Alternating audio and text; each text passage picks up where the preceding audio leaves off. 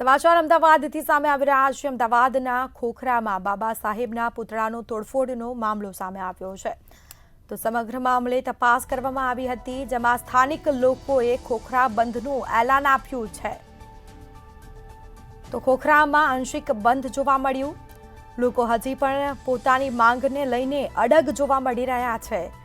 બંધનું એલાન આપવામાં આવ્યું છે। ખોખરામાં આંશિક બંધ જોવા મળ્યું છે। બંધ પાડવામાં આવ્યું છે। લોકો હજી પણ પોતાની માંગને લઈને અડગ જોવા મળી રહ્યા છે। તો અમદાવાદના ખોખરામાં બાબા સાહેબ પુતળાનો તોડફોડનો મામલો સામે આવ્યો છે। અમદાવાદના ખોખરા વિસ્તારની અંદર જે પ્રમાણે બાબા સાહેબ આંબેડકરના જે સ્ટેચ્યુ છે તેને નુકસાન કરવામાં આવ્યું અને 24 કલાક જેટલો જે સમય વીતી ચૂક્યો છતાં પણ જે લોકો, જે સ્થાનિક લોકો, તે હજુ પણ પોતાની જે માંગને લઈને અડગ જોવા મળી રહ્યા છે। અને સાથે સાથે જ આજે ખોખરા બંધનું જે એલાન છે તે આપવામાં આવ્યું છે।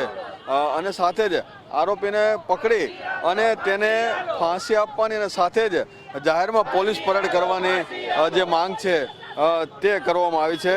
અને સાથે જ એના પોસ્ટર પણ લગાવ્યા છે। છેલ્લા 24 કલાક જેટલો જે સમય વીતી ચૂક્યો છે તેમ છતાં હજુ પણ જ્યારે આરોપી પકડાયા નથી, તેને લઈને આ તમામ જે લોકો છે તે અત્યારે જે વિરોધ જે છે તે કરતા જોવા મળ્યા છે। અને સાથે જ આંશિક બંધ જે છે ખોખરાની અંદર જે જોવા મળી રહ્યું છે અને તમામ જે લોકો જે છે તે આંશિક બંધ જોવા મળ્યું છે। અમુક વેપારીઓ છે તેને પોતાના ધંધા રોજગાર શરૂ રાખ્યા છે, તો અમુક જે ધંધા રોજગાર બંધ રાખ્યા છે।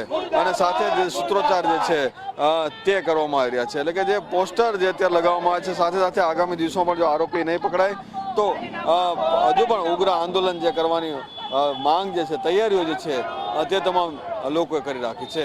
કેમેરામેન બિપિન અમીન સાથે મિહિર દુધરેજિયા, મંતવ્ય ન્યૂઝ, અમદાવાદ।